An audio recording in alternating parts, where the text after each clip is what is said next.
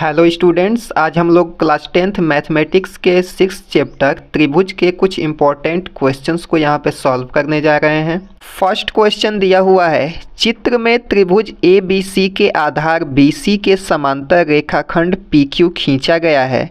यदि PQ और BC का अनुपात 1:3 हो तो AP और PB का अनुपात होगा। अब यहाँ पे चित्र में हम देख सकते हैं कि एक त्रिभुज ABC बना हुआ है और यहाँ BC के समांतर एक रेखा PQ खींची गई है। तो इस प्रकार यहाँ से हम लोग क्या निकाल सकते हैं, चूंकि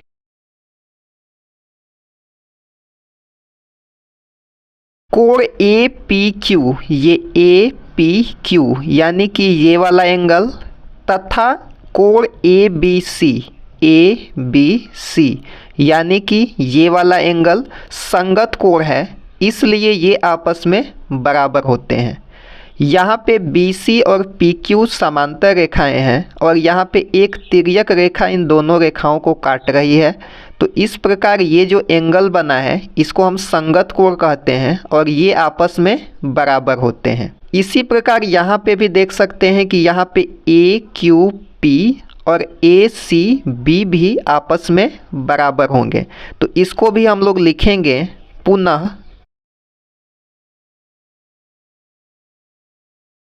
कोण AQP यानी कि ये वाला एंगल, उसके बाद ACB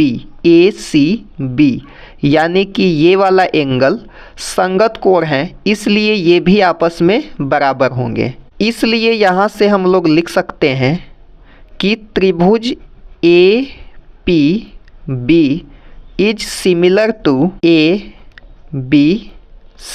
ये दोनों त्रिभुज APB यानी कि ये छोटा वाला त्रिभुज और त्रिभुज ABC बड़ा वाला त्रिभुज, ये दोनों आपस में सिमिलर होंगे क्योंकि दो कोण इन दोनों त्रिभुजों के बराबर हैं। ये एक्चुअल में तीनों कोण तीनों त्रिभुजों के इक्वल होंगे, क्योंकि यदि दो कोण बराबर है तो तीसरा कोण, और बड़े वाले त्रिभुज का भी दो कोण बराबर है तो इसका भी तीसरा कोण, दोनों यहाँ पे क्या है हमारा, ये कॉमन है यानी कि ये उभयनिष्ठ है, इसलिए ये दोनों आपस में क्या होंगे, सिमिलर होंगे। अब यहाँ से हम लोग लिख सकते हैं, चूँकि दोनों त्रिभुज आपस में सिमिलर हैं तो यहाँ से हम लोग लिखेंगे AB डिवाइडेड बाई BC। ये AB और इसका संगत भुजा है BC इक्वल टू AP और डिवाइडेड बाई PQ, क्योंकि छोटे वाले त्रिभुज में हम लेंगे AP और इसकी संगत भुजा PQ, ये आपस में क्या होंगे, बराबर होंगे।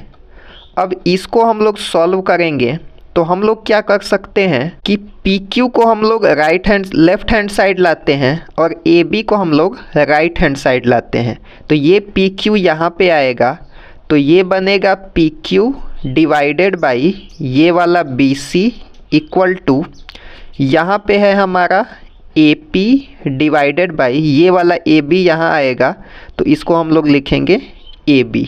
अब यहाँ से इसमें दिया हुआ है प्रश्न में कि PQ और BC का जो अनुपात है 1:3 है, यानी कि PQ और BC के जगह पे हम लिख सकते हैं 1:3।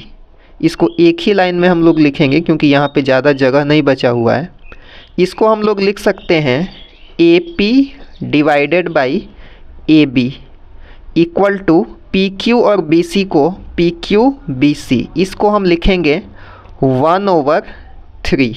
इसके बाद इसको हम लोग और सॉल्व कर लेते हैं। अब AP यहाँ पे हम इस AP को यहाँ पे लिखेंगे और यहाँ पे हम लोग देख सकते हैं AB को हम लिख सकते हैं AP प्लस PB, तो इसको हम लोग यहाँ पे लिखेंगे AP plus PB equal to 1/3।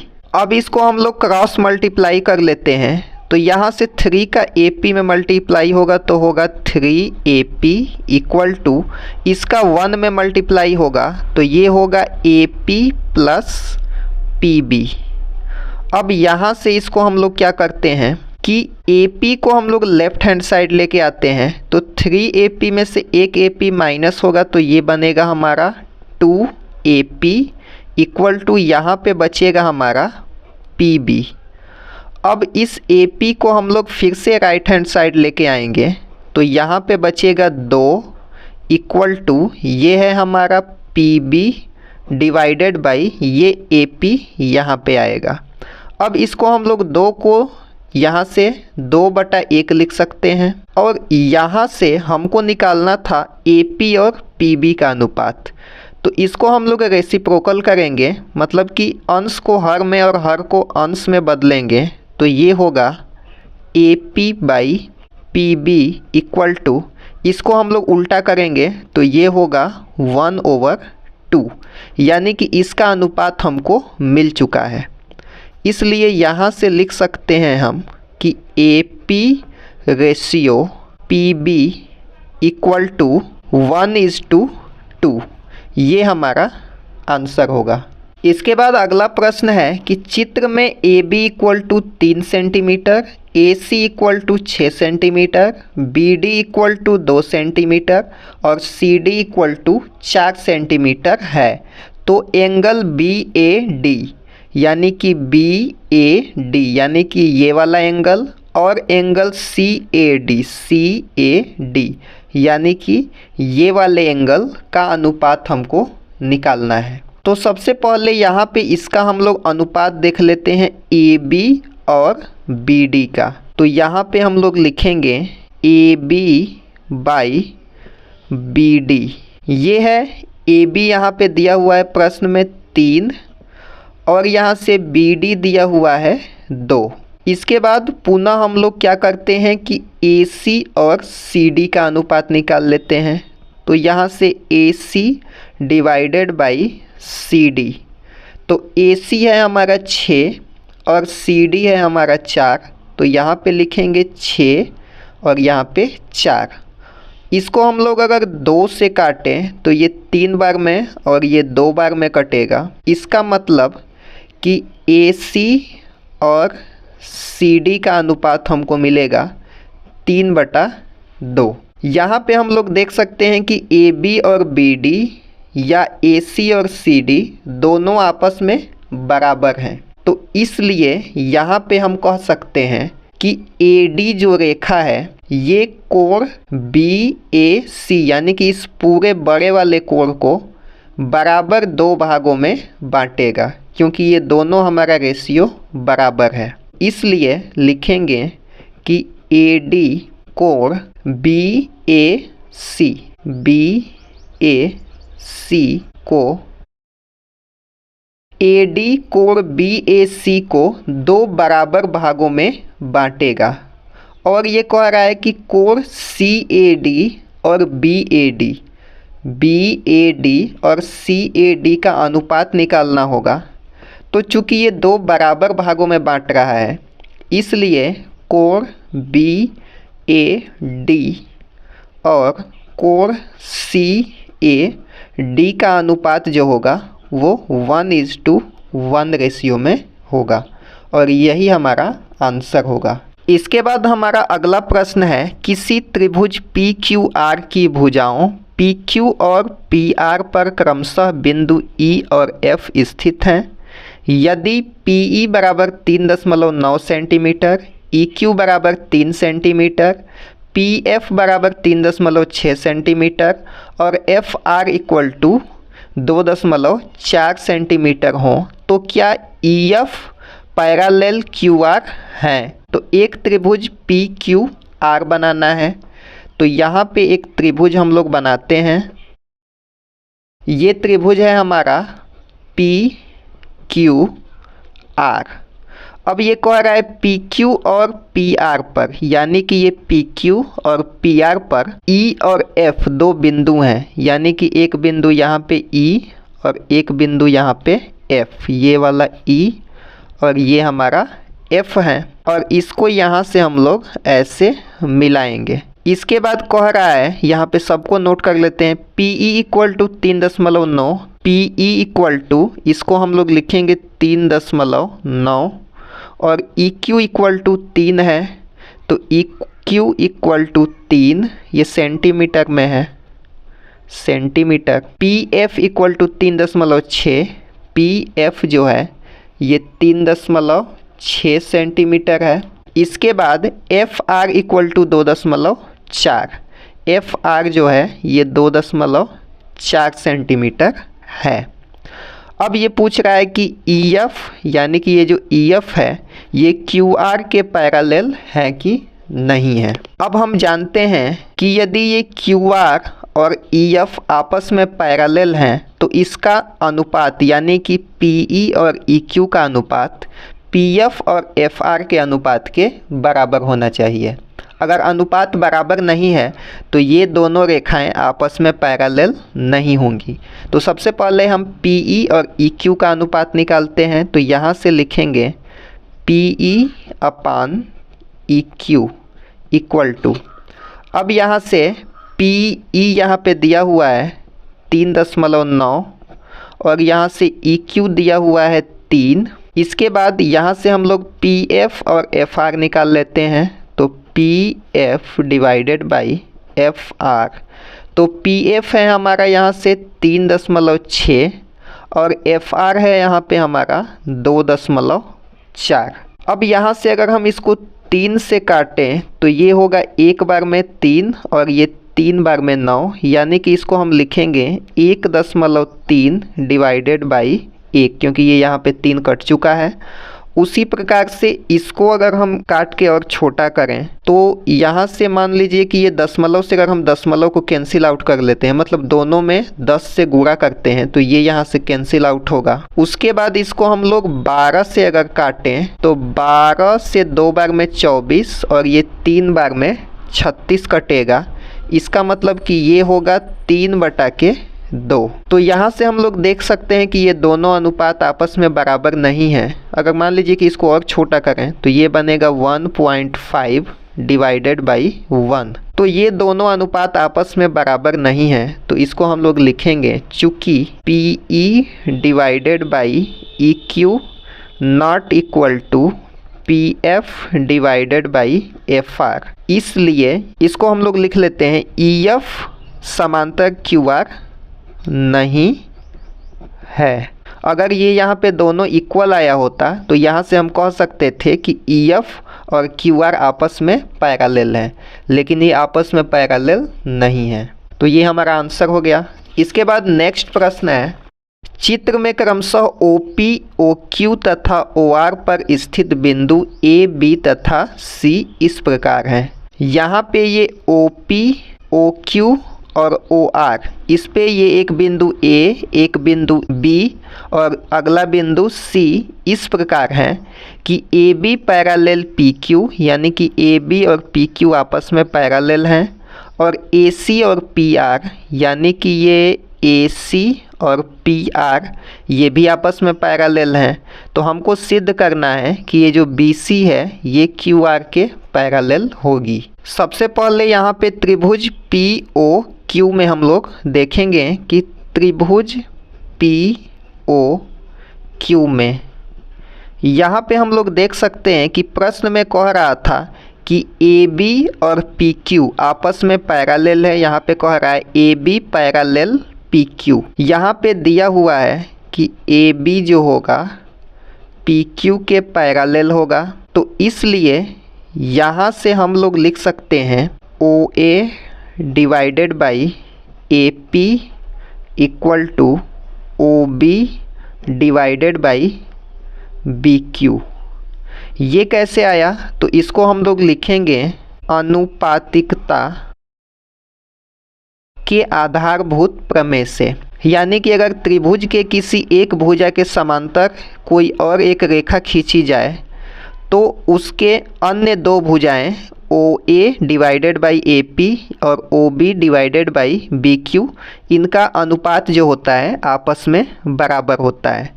इसको हम लोग बना लेते हैं इक्वेशन नंबर फर्स्ट, और यहाँ पे हम लोग देखते हैं पुनः त्रिभुज पी ओ आर में, पी ओ आर में इसमें भी दिया हुआ है कि AC PR के पैरेलल है, यानी कि ये वाला AC PR के पैरेलल है, तो इसको हम लोग यहाँ पे लिख लेते हैं AC पैरेलल PR। तो इसलिए यहाँ से फिर से हम लिख सकते हैं कि OA divided by AP equal to OC divided by CR। तो यहाँ से हम लोग लिखेंगे कि OA divided by AP equal to OC divided by CR।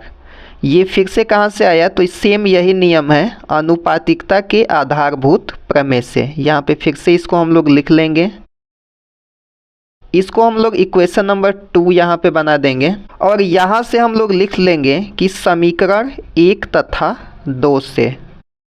अब यहाँ पे समीकरण 1 और 2 में हम लोग देख लेते हैं कि दोनों का लेफ्ट हैंड साइड बराबर है। यहाँ पे OA और AP, यहाँ पर भी OA और AP है। तो अगर दोनों का लेफ्ट हैंड साइड बराबर है तो राइट हैंड साइड भी इक्वल ही होना चाहिए। तो यहाँ से हम लोग लिख लेंगे कि OB divided by BQ equal to OC divided by CR। अब ये OA और AP ये दोनों बराबर था, इसलिए हम लोग OP बाई BQ यानी कि OB बाई BQ और ये OC बाई CR दोनों को हम लोग इक्वल कर लिए। और ये दोनों जो होंगे त्रिभुज QOR में होंगे, यानी कि यहाँ पे QOR में होंगे। तो यहाँ पे लिखेंगे जो त्रिभुज QOR में स्थित है। इसको हम लोग मिला लेंगे कि OB और BQ, ये OB BQ और OC CR इस वाले त्रिभुज में आ रहे हैं, इसलिए इसको हम लोग लिखेंगे QOR त्रिभुज में आ रहे हैं। अब यहाँ से हम लिख सकते हैं BC पैरेलल QR। अब ये कहाँ से आया BC पैरेलल QR? ये थेल्स प्रमेय के विलोम से आया, क्योंकि थेल्स प्रमेय कहता है कि अगर ये कोई मान लीजिए कि त्रिभुज है और उसके किसी एक भुजा के समांतर कोई दूसरी रेखा खींची जाए तो यहाँ से उसका अनुपात यानी कि OB और BQ और OC और CR का अनुपात बराबर होगा। तो यहाँ पे कह रहा है कि पहले OB और BQ का अनुपात या OC और CR का अनुपात बराबर है, तो उसके विलोम से हम लिख सकते हैं कि इसलिए ये BC और QR आपस में समांतर है। तो इसको हम लोग लिखेंगे थेल्स प्रमेय के विलोम से। तो यहाँ से ये हमारा प्रूफ हो जाता है। नेक्स्ट प्रश्न है कि थेल्स प्रमेय का प्रयोग करते हुए सिद्ध कीजिए कि एक त्रिभुज की किन्हीं दो भुजाओं के मध्य बिंदुओं को मिलाने वाली रेखा तीसरी भुजा के समांतर होती है। अब यहाँ पे सबसे पहले हम लोग इसका फिगर ड्रॉ कर लेते हैं। तो इसके लिए एक यहाँ पे हम लोग त्रिभुज बनाते हैं। ये एक त्रिभुज हमने बना लिया, इसको हम लोग नाम दे देते हैं A, B और यहाँ पे C। और कह रहा है कि किन्हीं दो भुजाओं के मध्य बिंदु, इसका मतलब कि AB का मध्य बिंदु हम लोग यहाँ पे ले लेते हैं और AC का मध्य बिंदु हम लोग यहाँ पे ले लेते हैं और इसका हम लोग नाम दे देते हैं D और इस बिंदु का नाम दे देते हैं E और इसको यहाँ से हम लोग मिला लेते हैं। अब हमको सिद्ध करना है कि DE जो है BC के समांतर है। तो इसके लिए सबसे पहले हम लोग क्या करेंगे कि लिखेंगे चूँकि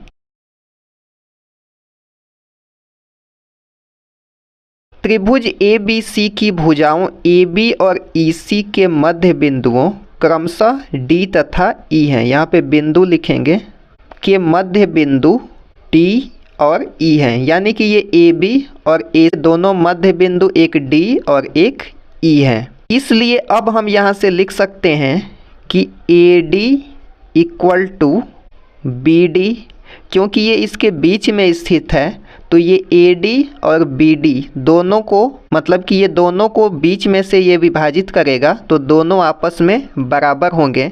इसको हम लोग लिख लेते हैं समीकरण नंबर 1। और यहाँ से पुनः हम लिख सकते हैं कि AE जो होगा और CE जो होगा ये भी आपस में बराबर होगा।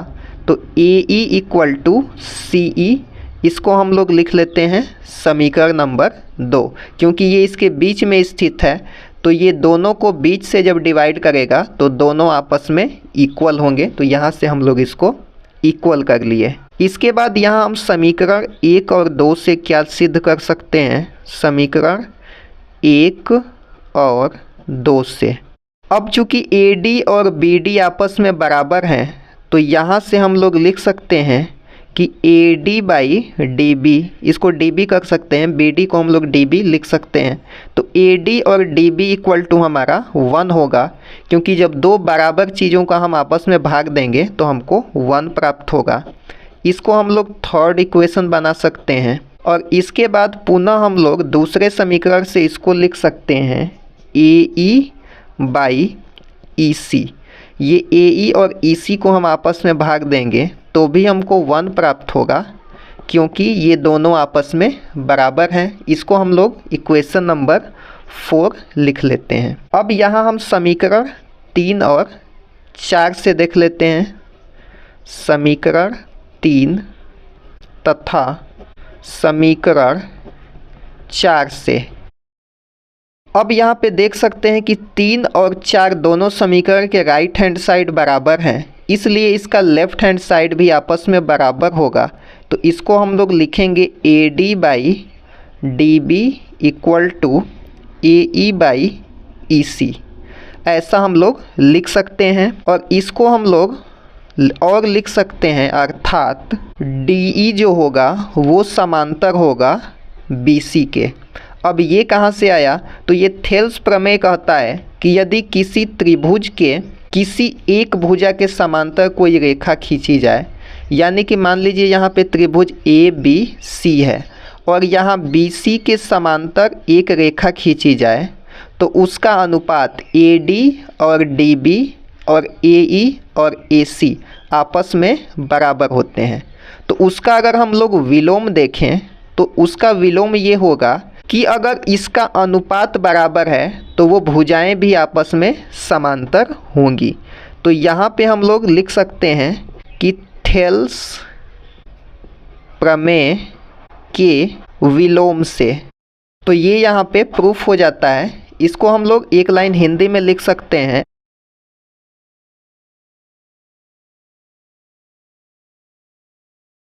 किन्हीं दो भुजाओं के मध्य बिंदु को मिलाने वाली रेखा तीसरी भुजा के समांतर होती है। ये यहाँ से प्रूफ हो चुका है।